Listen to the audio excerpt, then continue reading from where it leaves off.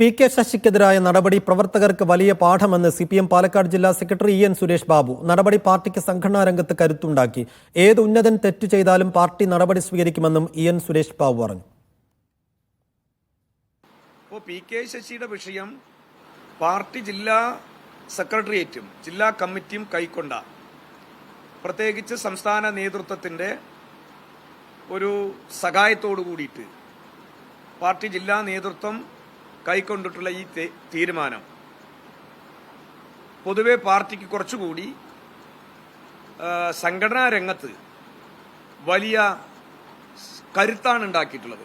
P K ശശിയിൽ മാത്രമല്ല, ആര് ചെയ്താലും ഈ പാർട്ടി ശക്തമായ സംഘടനാ നടപടികൾ സ്വീകരിക്കും എന്നതിന്റെ ഒരു അനുഭവമാണ് പി കെ ശശിയുടെ നടപടി.